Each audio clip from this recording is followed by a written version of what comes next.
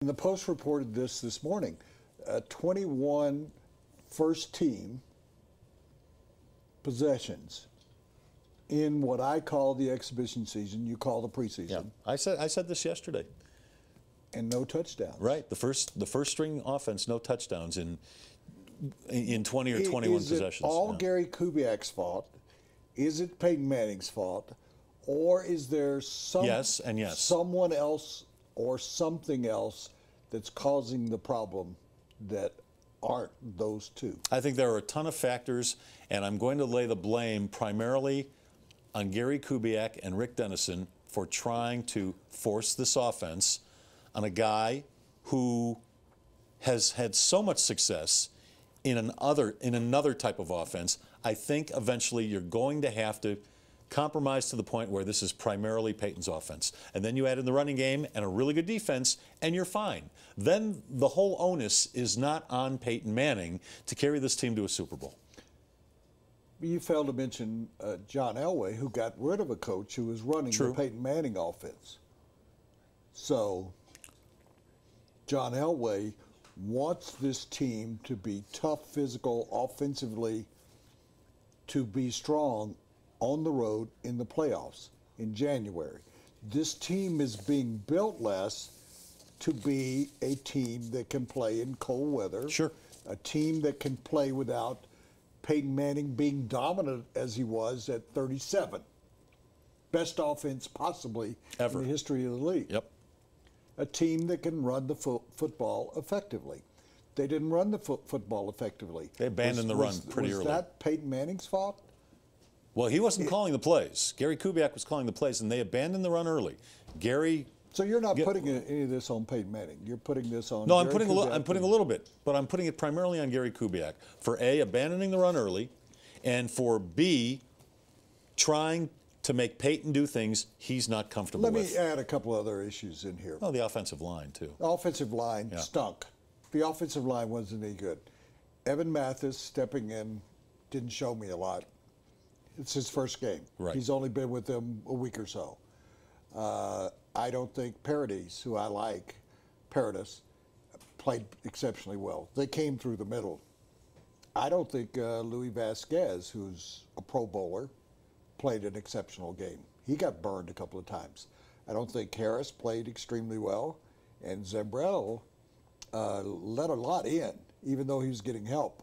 I think the offensive line as a group and as individuals didn't play extremely well. I'm going to tell you about Demaryius Thomas, and you know I've been very hard on him, and I like him. Well, we are going to talk a little bit later about whether or not he should have gotten that contract. Well, we can come back to that, but I'm telling you specifically about that game. I don't want to wait. Okay. Demaryius Thomas was begging out of the game. Emmanuel Sanders caught a pass. Demaryius Thomas was not involved with the play. He begged out. I saw after the game him getting an x-ray of his left hand. And I said, is it okay? And he went, the Post reported that he planned to get it. I saw the x-ray. The Broncos are now saying he had a sore hand and played with it. He's not playing well.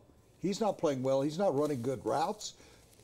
Peyton doesn't have much trust in him. How many times was he targeted? Would you guess 5 or 6? I don't have Demaryius Thomas? I think he was targeted 8 times, 8 or 9 times. How many catches did he have then? Somebody look it up. I think he was targeted 8 or 9 times, and he had 6 or 7 catches, maybe 5 catches. Maybe 5 catches. 5 for about 50 yards. Yeah. Is that a Demaryius Thomas day? Well, no. This is a guy supposed to have 150 yards receiving.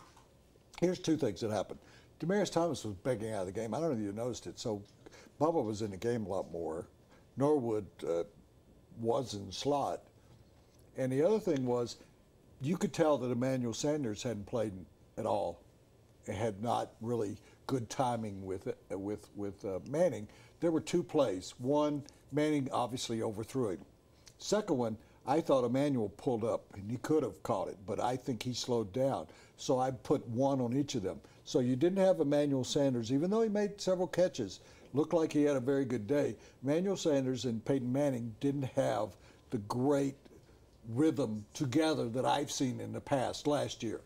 Demaryius Thomas, I thought played a crappy game. He ran bad routes. He begged out of the game. I saw him holding up his hand 3 times. I didn't think he ran great routes. He wasn't double covered, which surprised me. I was beginning to think, well, he's being double covered and they're not going to him. I don't think Manning has the trust he had in Demaryius Thomas. Owen Daniels, did he really show you anything? He caught a couple of passes. Yeah, he but, wasn't thrown to a whole lot. I mean, they didn't make great well, use of him. why wouldn't they throw to him a lot? This is supposed to be a tight end-centric passing game. Well, Peyton spent a lot of time throwing to Emmanuel Sanders. He looked like an old Jacob Tamme to me. I mean, he didn't look like an improvement there. Norwood was targeted 2 or 3 times, caught 2 passes. I thought he was impressive. I thought their receivers and their tight ends. Virgil Green was not a factor. You didn't hear his name all day, did you? Correct. Virgil Green, Owen Daniels, Demaryius Thomas, Emmanuel Sanders. I didn't think there was anything there really to offer. I'm not dismissing Peyton Manning. Peyton Manning didn't have a very good day. He called it fair. I would give him a C- if I had to. D. That's not a Peyton Manning game. Saw Archie Manning after the game. He said, well, he played okay. What kind of day do you think Archie Manning had when his son, one of his sons, had a fair game, poor game, whatever you want to call it? His other son had a dumbass move and was stupid, like Larry Walker tossing the ball after 2 outs into the stands, trying to retrieve it, that he lost count of how many outs there were. He lost count of how many timeouts. It was not Archie Manning's greatest day for his sons. True. So there. True. That first segment brought to you by the Harmony Foundation. If you have a problem with addiction, they are a great treatment facility for you to check out. If you know somebody else who might have that problem, go to harmonyfoundationinc.com. They're located just outside of Estes Park. They've got a very serene, a very peaceful 45-acre mountain campus. harmonyfoundationinc.com.